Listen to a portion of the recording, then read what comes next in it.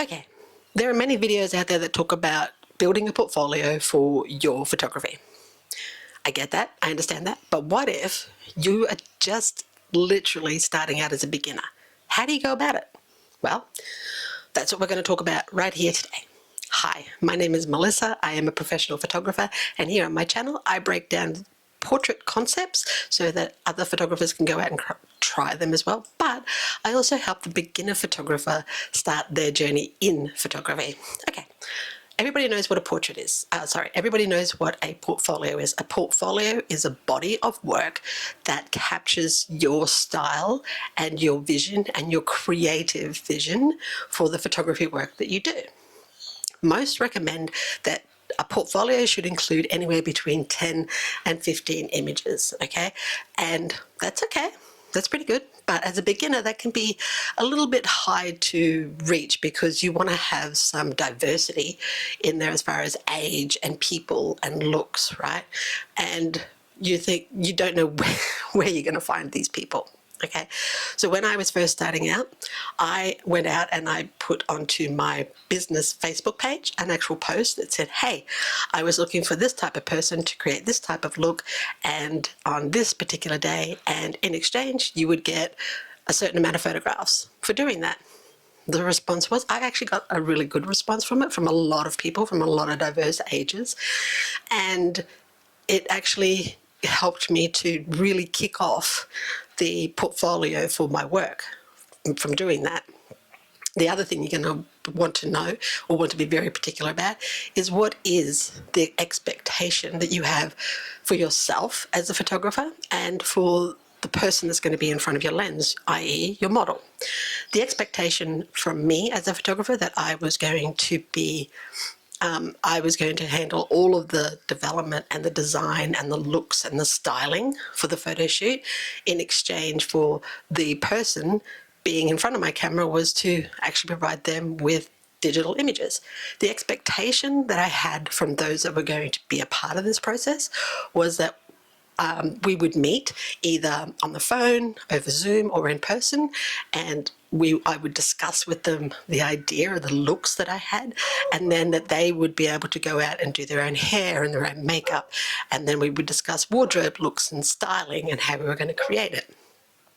Once all those expectations were clearly laid out and they knew what to expect from me and I knew what to expect from them, and then the exchange, because you want to have the exchange in an equal exchange, yeah? So you're doing the work, they are getting portfolios of photographs for them, yeah? And that, to me, that was an equal exchange because I was going to be then putting this body of work out there in my media, my marketing and my website. The other expectation was that if they were going to do this, then they would need to sign a model release form, which would allow me to use it in my marketing and my media. And I didn't have any balking from that. I actually went and I found a contract, and then I actually used that and provided that with them. If they had any questions or any queries, then we would discuss it. If it needed changing, we would discuss that too. So having expectations laid out very clear helps everybody know what to expect before, during, and after of doing a portfolio session photo shoot. Tip number 2 is that when you're putting your portfolio together, think about the styling or the actual creative look that you want for your photographs. I knew that I loved portraits. I love portraiture work. I loved working one-on-one with a person, and I love being able to craft their story, but then I also love to be able to craft a story that I wanted to put together, a creative story. So I knew that the work that I was going to put together was going to be very clean. It was going to be very minimal. There was going to be very few props. I was using natural light because at that point I didn't have any strobes or any constant light, so I was going to be using natural light. I knew that it was going to be an in-studio look because I wanted to control the lighting, and I also knew that in the case of sometimes where it was going to be a very specific creative look, that I would then bring in a hair and makeup artist at my expense for the model to be able to utilize. So you'll see in my body of work, it is exactly that. It is very clean, it's very polished, it's very stylish. It's also it's undated. Like, I wanted the photos to not go out of date, or kind of like not go out of date or out of fashion. If you looked at it from now into 10 years time, they would still look and still be very much reminiscent of that person, of that style, and of that creative output that I could still do 10 years later. Yeah. And now let's talk about the the editing aspect of this portfolio. Like I said, clean and stylish. I started with Photoshop. I love Photoshop. I have used Photoshop since the inception of my own photography business and work. And it does have a bit of a learning curve in it, but you can go out and you can find a whole heap of YouTube resources that tell you or show you exactly how you can use Photoshop in and for your editing. You can also go out and look at other photographers who will have different Photoshop elements that you can actually drop in, or actions that you can just drop in, and it will do the work for you because they've already created all these actions, right? And they are a really good investment as well. Just be very wary of the actions and whatnot that you are using, that the photographer who actually has designed them, like, that you like their work resonates with your own personal style, with your own personal vision, and with your own personal creativity.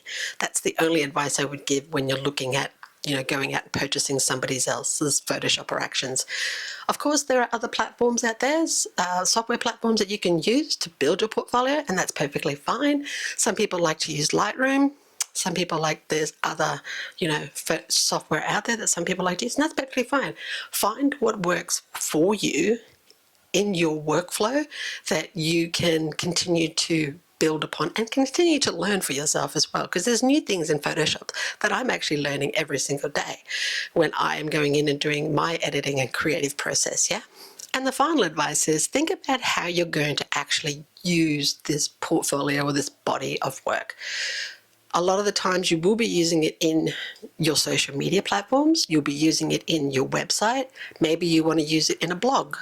Maybe you want to use it in a newsletter. Maybe you want to use it in other places and spaces as well. And that's perfectly okay. Just make sure that when you are thinking about all this stuff, that it's actually outlined in the contract that you provide to your model, so they are fully aware of, where you will actually be using the images that you actually do create together.